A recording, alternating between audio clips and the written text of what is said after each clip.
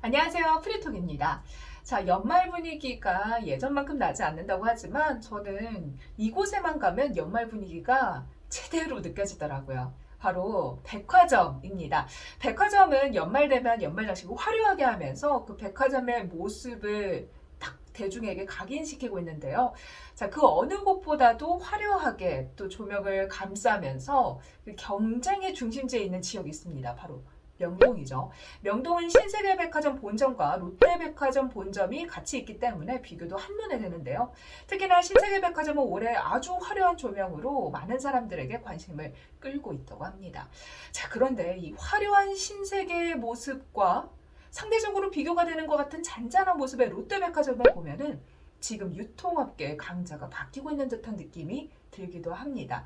자, 이런 부분에서 살펴볼 수 있는 위기의 롯데, 과연 어디서부터 위기가 발생을 했고 지금 어떤 상황으로 나아가고 있는지 롯데의 변화 상황까지 지켜보도록 하겠습니다. 사실 롯데의 잔잔한 모습은 1, 2년 사이에 있었던 일이 아니에요. 사드 설치로 인해서 또 문제가 됐었고 일본 불매운동, 코로나 등 거듭된 악재로 인해서 롯데가 겪고 있는 부진은 누적되어 왔거든요. 롯데는 유통과 화학, 식품, 호텔과 서비스 등 다양한 사업을 영위하고 있습니다. 그중에서 롯데의 핵심은 단연 유통이고요. 다른 한쪽은 또 화학이라고 볼 수 있죠. 자, 그런데 2020년 한 해는 롯데그룹에게 악몽으로 기억이 되고 있습니다. 코로나19로 그룹의 주력인 유통과 화학이 함께 직격탄을 맞으면서 창사 최대 위기를 겪고 있는 상황인데요. 2020년 기준으로 롯데그룹의 자산 총액은 117조 8천억 원으로 2019년과 비교를 했을 때 3%나 감소를 했습니다. 코로나 여파에 전 세계가 어려움을 겪고 있었지만 삼성, 현대차, SK, LG 등 5개의 그룹 가운데서 자산 총액이 감소한 것은 사실상 롯데가 유일했는데요. 이 롯데그룹의 부진에는 쌍두마차로 뽑힐 수 있는 롯데쇼핑과 롯데케미칼의 부진이 좀 영향을 줬다라고 볼 수 있습니다. 자, 먼저 롯데쇼핑에게 2021년은 어떨까요? 2020년에 이어서 2021년 역시도 녹록지 않습니다. 롯데쇼핑의 부진은 뭐 이렇다 할 만한 반등 요소가 있지 않은 게 또 리스크의 가장 큰 요인으로 자리를 잡고 있는데 롯데쇼핑의 올해 3분기 누적 매출은 11조 7,892억 원으로 전년 동기 대비 3.6%나 감소를 했습니다. 같은 기간 영업이익은 983억 원으로 40.2%나 하락을 했어요. 상대적으로 지금 실적을 나타낸 부분을 보면은 롯데케미칼의 증감률은 그래도 가장 높은 부분인데 롯데쇼핑은 손해가 굉장히 많이 나고 있다라는 부분을 확인할 수 있죠. 자, 그런데 이 전반적인 사업이 다 부진한 걸 볼 수 있어요. 그 중에서 그나마 좀 실적이 낮다라는 평가를 받고 있는 게 백화점인데 백화점 역시나 경쟁사에게 뒤처지고 있는 모습입니다. 3분기 롯데백화점의 영업이익은 21억 원 적자를 기록을 했어요. 국내 주요 백화점 3사 롯데, 신세계, 현대 중에서 유일하게 적자를 기록하고 있습니다. 매출액은 6,560억 원으로 전년 동기 대비 5.9% 상승을 했지만 3사를 비교를 했을 때는 성장률이 가장 낮습니다. 같은 기간 신세계백화점의 매출은요 5,096억 원, 영업이익은 727억 원으로 각각 전년 동기 대비 15% 그리고 영업이익이 81.1%나 증가하면서 역대 최대 실적을 기록을 했고요. 현대백화점 같은 경우는 매출이 4,954억 원으로 전년 동기 대비 15%, 영업이익은 4% 증가하면서 586억 원을 기록했습니다.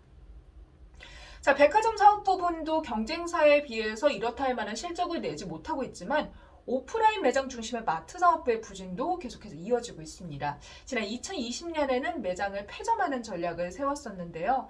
신세계 이마트 리뉴얼 전략을 뒤늦게 따라가면서 대처가 상대적으로 늦어지는 부분도 있고 코스트코나 이마트 트레이더스 같은 대형 슈퍼마켓 이런 형태도 진입을 늦게 하면서 이 창고형 할인점에도 진입을 하지 못하면서 시장에서 조금 밀려나는 모습이 나타나고 있는 거죠. 이런 오프라인뿐만 아니라 이커머스도 성과를 내지 못하고 있습니다. 롯데쇼핑의 온라인 플랫폼인 롯데오는요 초기부터 서비스 잡음으로 삐걱거리기 시작했어요. 여기에 대해서 이베이 인수전에서도 발을 빼면서 성장의 기회는 그냥 날아가 버렸죠. 롯데쇼핑 이커머스 사업부는 올해 3분기 누적 매출액이 전년 대비 25.3%가 감소하면서 8천억 원에 그쳤고요. 누적 적자액도 1,070억 원에 달합니다. 이 롯데오는 이커머스 시장에 조금 확산을 하겠다라는 신동민 회장의 야욕이 담긴 그런 비즈니스였지만 딱히 이렇다 만한 성과를 내지 못하고 있어요. 그렇다 보니까 뭔가 시세에 내가 맞춰서 분위기 전환을 해야 되기 위해서 전문몰로 좀 우회하는 전략을 세우기도 했는데요. 식자재 전문가인 푸드온 외에는 뚜렷한 성과나 과정이 보이지 않고 있습니다. 자, 이런 상황이다 보니까 롯데는 위기의 상황을 더 크게 느낄 수밖에 없죠. 조직 개편은 이런 상황 속에서 대대적으로 하게 됩니다. 순혈주의가 롯데는 정말 강해요. 순혈주의라고 하면은 내가 공채로 키워가지고 그 사람들이 위로 올라가는 건데 사실 이게 롯데그룹의 정서상으로는 아주 중요하거든요. 그런데 이번 인사이동에서 순혈주의를 버리고 유통과 호텔 사업군에서 사령탑을 외부에서 수혈을 했습니다. 유통 부분의 총괄 대표로는 김상현 전 홈플러스 대표가 오게 됐는데 롯데가 이 그룹의 핵심 부분이 유통의 총괄 대표 자리를 외부에서 수혈한 거는 1979년 롯데쇼핑이 설립한 이후로 처음이라고 하죠. 전문성과 이커머스 경험을 바탕으로 유통사업에 혁신을 가져올 것으로 기대가 된다라는 얘기를 좀 들려오고 있는데요. 그 외로 백화점 사업부에는 경쟁사인 신세계그룹 출신의 정준호 롯데 GFR 대표가 이름을 올렸습니다. 이 정 대표는요. 1987년 삼성그룹 공채 28기로 신세계백화점에 입사를 했습니다.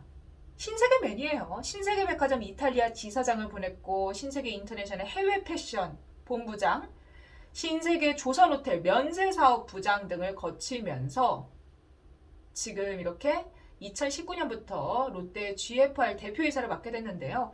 현재 손영식 신세계 백화점 대표가 입사 동기라고 하죠. 자, 이어서 이번에 인사이동에 나타났던 호텔 사업군 총괄 대표로는 안세진 전 놀부 대표가 이름을 올렸습니다. 자, 그 외에 좀 조직 개편이 됐던 부분을 살펴보자면요. 2017년 이후 5년간 유지를 해왔던 비즈니스 유닛 체제를 마감하고 헤드쿼터 체제를 도입을 했습니다. 식품과 쇼핑, 호텔, 화학 등 4개의 헤드쿼터 총괄 대표가 경영 관리를 추진을 하는 모습인데요. 아무래도 의사결정 좀 빠르게 하면서 사업구 간 시너지를 노리겠다라는 의미로 좀 전체적인 조직 개편을 했다라고 볼 수 있습니다. 사실 이번에 롯데가 단행을 한 인사 이동의 특징을 살펴보자면 외부 인사가 영입이 됐다. 즉 롯데가 자존심을 내려놨다라고 볼 수 있습니다. 유통거인인 롯데가 사실상 벼랑 끝에 서 있다라는 말로 해석을 할 수 있을 것 같아요. 그룹의 모태인 오프라인 유통업에서조차 경쟁사라고 볼 수 있는 신세계, 현대를 겨우겨우 앞서는 상황이잖아요. 지난 3분기로 살펴봤을 때 신세계는 매출이 15%, 영업이익이 81%나 증가를 했습니다. 반면 롯데백화점은 매출 규모에서 순위권은 간신히 지켰지만 적자 규모가 210억 원 정도예요. 외형에서는 신세계가 정말 엄청 추격 중인 거죠. 여기 아울렛 매출까지 더하면 롯데랑 신세계의 3분기 매출 격차는 1,000억 원 안팎으로 좁혀진다고 합니다. 자, 우리도 아울렛 갈 때 롯데 아니면 신세계 먼저 생각을 하게 되잖아요. 이런 부분이 그대로 또 실적에도 영향을 주면서 신세계는 성장을 하는 추세고 롯데는 정체를 하면서 이 유통 공룡 롯데가 조금 위기를 더 많이 느끼게 되는 상황이 진행되고 있는 겁니다. 자, 그렇다면 롯데의 숙제는 유통 부분의 부진을 어떻게 해결할 것인가로 진행이 돼야 될 텐데요. 사실 유통뿐만 아니라 양대중의 화학은 조금 나아지고 있어요. 롯데케미칼이 코로나19 이전 상황을 회복을 하면서 그룹 내에서도 효자로 좀 성장 중이거든요. 근데 실적을 확인을 해보면 실적도 3분기 기준으로 증감률을 확인해 보시면 그룹 내에서 가장 좋은 모습을 보여주는 것을 확인할 수 있어요. 대산 공장이 2021년 1월부터 재가동이 됐고요. 북미 석유화학사 생산 차질과 전방 수요 회복세, 또 경기 회복으로 기초 소재나 첨단 소재 수익이 증가하는 추세입니다. 또 백신 접종이 계속해서 증가하고 있잖아요. 우리 2차까지 맞았는데 이제 3차 얘기가 나오고 있는데 수액병이나 주사기에 사용되는 고투명 플라스틱 소재 판매가 늘어나면서 실적 개선이 되고 있어요. 그러다 보니까 롯데케미칼은 올해 상반기 기준으로 2018년 이후 3년 만에 영업이익이 1조 원을 달성하게 됐습니다. 자, 이렇게 잘 나가는 롯데케미칼처럼 유통 부분의 정상화도 필요해요. 롯데그룹이 이제 쩔뚝쩔뚝 할 수는 없잖아요. 여기에 플러스 호텔 부분과 관련된 매듭을 풀어야 하는데 이번 인사이동에서 이 문제점들을 해결하기 위한 외부 인사를 데려왔다는 게 굉장히 큰 의미다라고 볼 수 있는 거죠. 호텔 롯데 상장은요. 롯데그룹에게는 정말 어쩔 수 없는 숙제 같은 거예요. 2015년에 이미 상장을 한번 추진을 했는데 경영권 분쟁이라든가 중국 사드 문제로 무산됐어요. 또 코로나19가 터지면서 상장 계획이 무기한 연기가 된 상황이죠.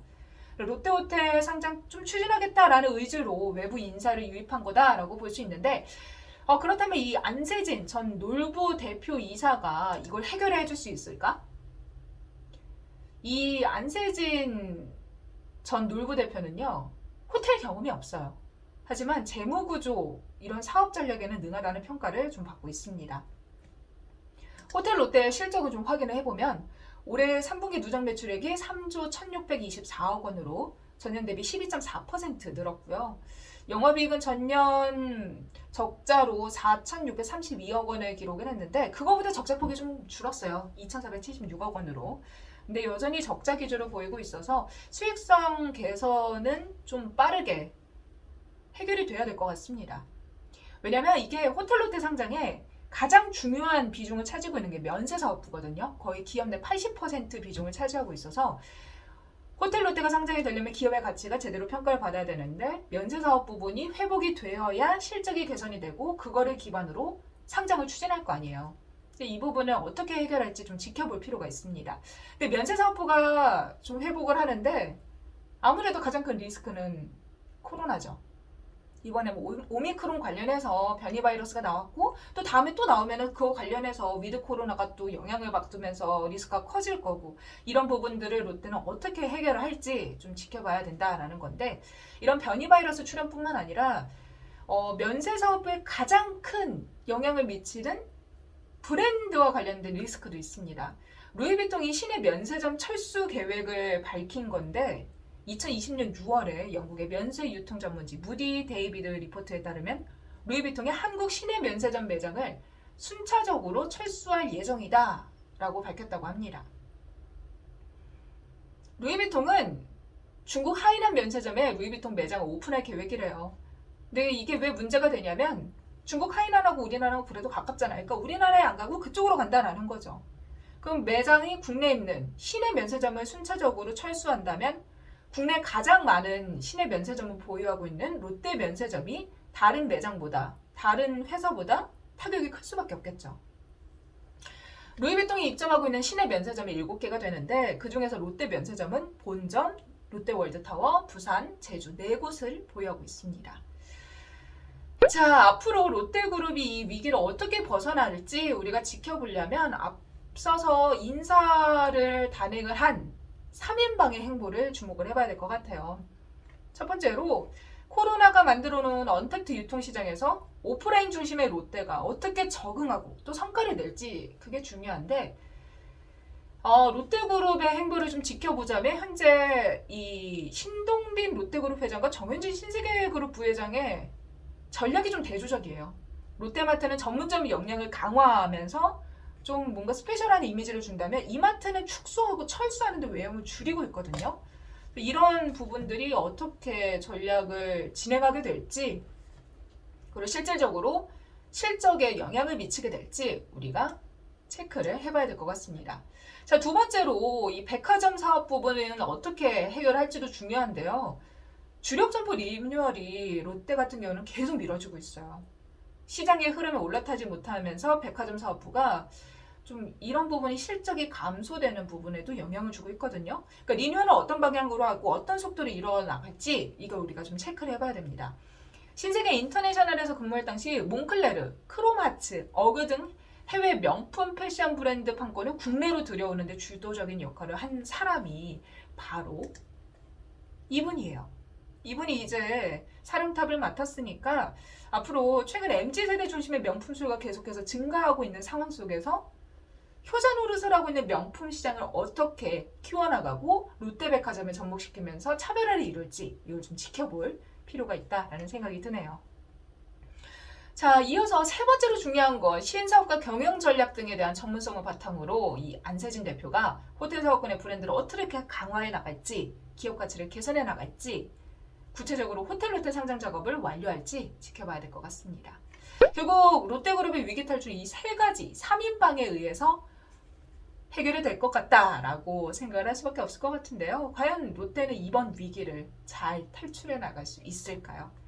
롯데가 절름발이처럼 쩔뚝쩔뚝 가는 게 아니라 유통과 화학, 그리고 여기에 대해서 호텔까지 삼각편대로 딱 하면서 롯데그룹의 지금 위기로 다가오고 있는 이 상황을 잘 해결해 나갈지 지켜보는 재미가 있을 것 같습니다. 자, 오늘 위기의 롯데, 위기 탈출 가능할까? 인사이동을 통해서 롯데가 어떻게 이 위기를 해결해 나갈지 짚어봤습니다. 저희는 다음 시간에 뵐게요.